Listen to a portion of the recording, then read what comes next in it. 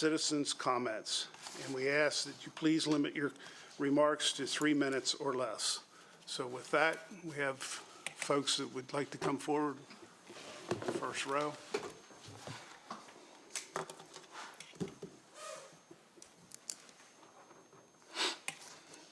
Morning. Morning. Sean Porter, Edgewood Road. I'd like to speak to you about defunding the school board. There's a saying that those who can do, those who can't do, teach, and those who can't teach work for the Board of Ed.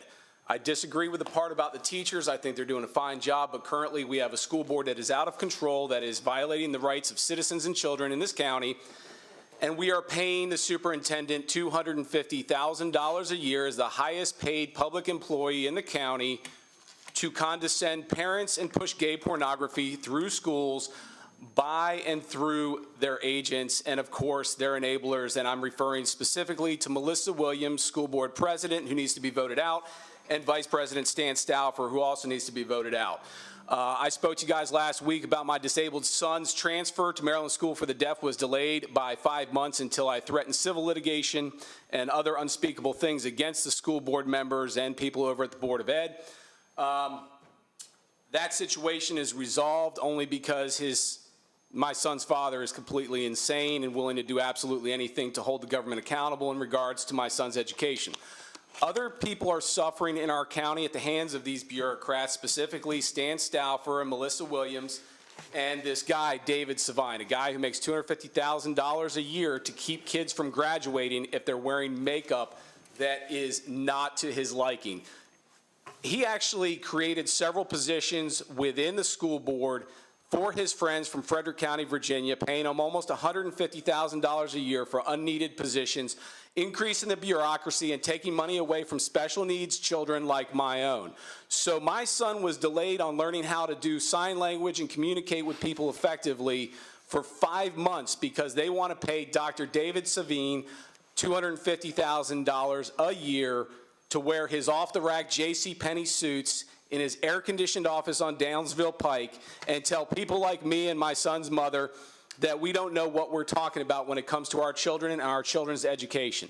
The only reason I am here today is literally because of what they did to my son. It brought attention to the school board, to the fact that they are spending all the money on themselves. I attended a school board meeting that I wouldn't have regularly attended last week simply because of what they did to my son. And what I discovered was that they sit around talking about their retirement and pensions and don't mention the word children, students, school, or education. In the entire 2 hours I sat there listening to them bloviate about how smart they are and how they know more than the parents in this county. They also condescended one school board member who seemed to have common sense and treated him like he was a 2-year-old. I'm referring to Melissa Williams, the board president, and some bald-headed conservative school board guy who actually had great ideas. They didn't listen to him. They ignored him, just like they ignore the parents and special needs children of Washington County. I would also like to point out the fact that he got his last school board in Frederick County, Virginia, sued twice. Once for deleting Facebook comments during the COVID-19 pandemic of parents critical of his handling of the COVID-19 response in Frederick County, Virginia, as well as blocking parents completely from commenting altogether. He has continued to violate people's First Amendment civil rights by and through his agent, Dr. Michael Kohanek at Boonesboro High School, who didn't allow a girl to graduate 2 weeks ago because the makeup she was wearing wasn't to his liking. Now, if it is illegal or against school policy to look ridiculous, I don't think half of the Board of Education would be allowed in the building. It is not against the law, it is not against school policy for a girl to wear makeup. All the other girls wore makeup. This girl happened to look like Robert Smith of The Cure. If she wants to look like that, that is her business. It's freedom of expression, First Amendment protected. She was not being disruptive. She was not allowed to graduate, and we're likely going to face civil litigation as a result of the negligence of Dr. Michael Kohanek and the school board to run the school in a manner that is congruent with our Constitution. Besides that, Dr. Savine also was sued. I believe he had 45 parents come after him in 2022 for forcing kids to wear face masks and then segregating the ones that would not wear the face mask from the ones that did wear the face mask. So we currently have a superintendent of schools who is a segregationist. He spends too much money. He hires his friends.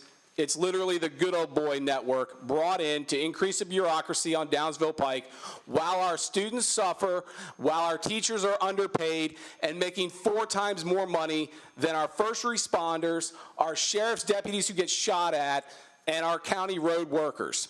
My only sentiment here today I'd like to leave you with is that any chance the commissioners have to reduce the budget of the people out on Downsville Pike, to eliminate positions, or to sanction the school board in any way, shape, or form, that is possible. I know your hands are tied in a lot of respects, but you do control the purse strings. Any chance you have to get retribution for my son and for the other people's children who are suffering at the hands of these bureaucrats, I would like the commissioners to take.